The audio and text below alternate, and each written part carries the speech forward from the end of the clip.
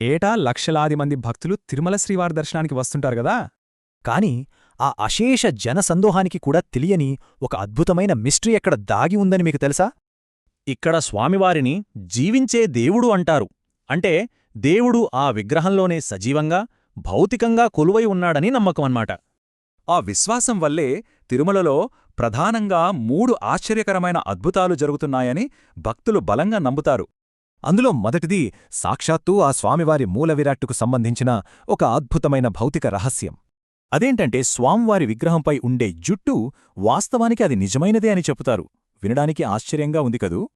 పైగా ఆ జుట్టు ఎప్పుడూ చిక్కుపడదట, ఎల్లప్పుడూ ఎంతో మృదువుగానే ఉంటుందని స్థానికులు చెబుతుంటారు.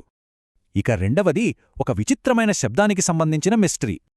స్వామివారి పవిత్ర విగ్రహం వీపు భాగానికి దగ్గరగా చెవిని ఉంచి శ్రద్ధగా వింటే నిజంగా సముద్రపు అలలు ఎగసి పడుతున్న స్పష్టమైన శబ్దం ఖచ్చితంగా వినిపిస్తోందని చాలామంది చెబుతారు. వావ్ కదా. సరే, మూడవ అద్భుతానికి వద్దాం. ఇది కళ్లతో చూసి ఆశ్చర్యపోయే ఒక అద్భుతమైన దృశ్యరహస్యం. తిరుమల గర్భగుడి లోపల ఒక పవిత్రమైన దీపం ఎప్పుడూ వెలుగుతూనే ఉంటుంది. అసలు అద్భుతం ఏమిటంటే ఆ దీపం శతాబ్దాల తరబడి ఏమాత్రం ఆరిపోకుండా నిరంతరంగా అలా వెలుగుతూనే ఉందట. అయితే ఇక్కడ మనకు వచ్చే ఒక సహజమైన ప్రశ్న, ఇవన్నీ నిజంగా వాస్తవమేనా?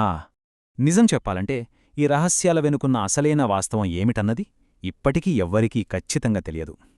ఒక్కసారి చూస్తే చిక్కుపడని జుట్టు, అలల శబ్దం, ఆరిపోని దీపం, ఇవే ఆ జీవించే దేవుని 3 అద్భుతాలు. ఇవి కేవలం నమ్మకాలా లేక మరేదైనానా?